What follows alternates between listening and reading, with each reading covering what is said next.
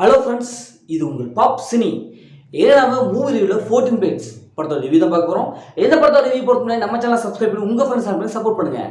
14 plates 2024 Tamil டப்பில் Amazon பிரைமில் வெளிவந்த ஒரு action horror thriller movie. Daniel இந்த படத்தை வந்து டைரக்ட் பண்ணியிருக்காங்க. டேனியல் வில்வன் சன்லிப் மற்றும் பல இந்த படத்தை நடிச்சிருக்காங்க. இப்போ இந்த படத்துடைய கதையை பார்த்துடலாம். சைனாவில் அந்த நாட்டு அரசு சிறந்த போர் வீரர்களை தேர்ந்தெடுத்து அவங்களுக்கு போட்டி வச்சு 14 பிளேட்ஸ் அப்படிங்கிற ஒரு மெடல் மாதிரி ஒரு பதக்கத்தை வந்து கொடுத்துட்டு இருக்காங்க.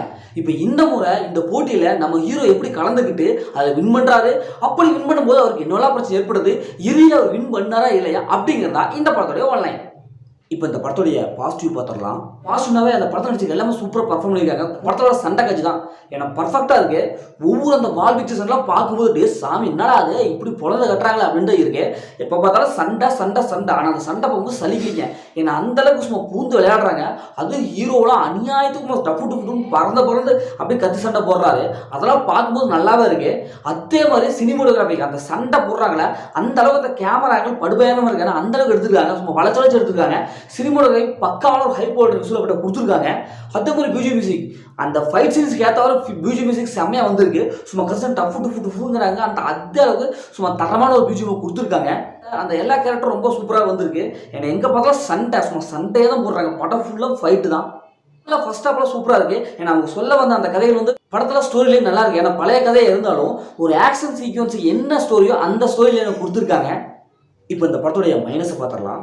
படத்துடைய மைனஸ்னாவே என்னையா அது எப்போ பார்த்தாலும் அடிச்சுக்கிறீங்க, எதுவுமே இல்லை. ஒரு எமோஷனல் இல்லை. ஏன்னா லவ் ஸ்டோரி தான் நல்லா இருக்கு. ஹீரோ ஹீரோயினுக்கு லவ் போர்ஷன் நல்லா இருக்கு. லவ் அடுத்த ஃபைட் இதுதான், மற்றது எதுவுமே இல்லை. படம் பார்க்கும்போது அந்த சண்டை படம் வேணும் அப்படின்னு ஓகே. இந்த எமோஷனல் கொஞ்சம் ப்ராக்டிக்கல் அப்படிங்கிறதுக்கு என்ன பண்ணுறது ஒன்றுமே இல்லை. படம் கடைசி வரைக்கும் அடிச்சுக்கிறாங்க. அதுதான் ஃபைட் சீக்வன்ஸ் மட்டுமே பார்க்கலாம்.